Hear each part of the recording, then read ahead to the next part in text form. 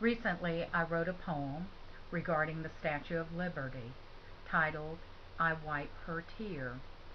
In my lifetime, I have had the opportunity to grace her magnificent presence twice. Once as a 5-year-old Army brat returning from Germany with my parents, and the other time was returning to Germany with my husband as a dependent military wife. I wanted to capture what the statue thinks of all the massive and irresponsible changes that are transpiring within our government today. The poem encapsulates appropriately these foreboding times. May it touch the depths of your soul and the soul of the nation, for I have wiped her tear, and in turn she has wiped my tear. Please listen as I read "I Wipe Her Tear." She stands sadly and quietly these days in the New York harbor. I wipe her tear. She fears for your tired, your poor, your huddled masses yearning to breathe free. I wipe her tear. She hears faintly in the distance the Treasury printing presses amass a debt of $12.8 trillion, not to include the mounting interest for future generations. I wipe her tear.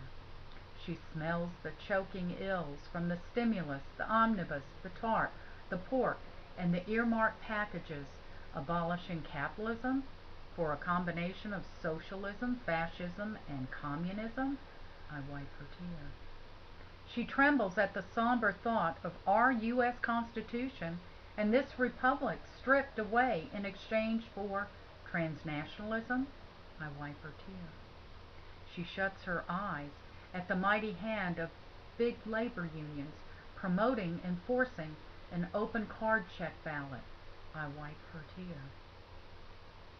She speaks openly to her visitors against our big government's rapid confiscation and hostile takeovers of our financial institutions, our automobile industries, our insurance companies, and whatever business or state that stands in its way. I wipe her tear. She faints at the ghastly prospect of a costly and an inefficient nationalized healthcare system, knowing quite well the failures from other socialized nations. I wipe her tear. She shudders vehemently at the thought of the reintroduction of the fairness doctrine to eliminate free speech. I wipe her tear. She moans in disbelief when my government leaders are embarrassed of this giving nation by apologizing to other socialist and rogue nations for my arrogant behavior. I wipe her tear. She gasps in horror when my government denounces the serving patriotism of this country's fine military men and women. I wipe her tear. She bows her head in sorrow when my government victimizes, as terrorists, the conservative movement. I wipe her tear. She lifts her lamp in triumph to empower this generation and future ones to stop government's irresponsible and perilous direction. I wipe her tear. She gently embraces and softly whispers not to forget or give up these hallowed words of life, liberty, and the pursuit of happiness. I wipe her tear.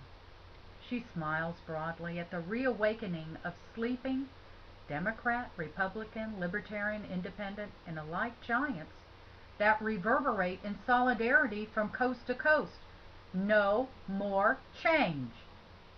I wipe her tear. She continues to breathe and fight for freedom throughout this great nation, to resuscitate the vanishing precepts of our founding fathers as I gaze upon her stature and hear her muffled song of America the Beautiful. She wipes my tear. I dedicated this poem to my children, my grandchildren, my family, my friends, to my 92-year-old father who served 21 years in the Army, to my husband who served 23 years in the Army, for the fine military men and women who have served valiantly, and for those who have lost their lives in defense of this nation and for the U.S. patriots who live in the land of the free and the brave. Thank you. God bless.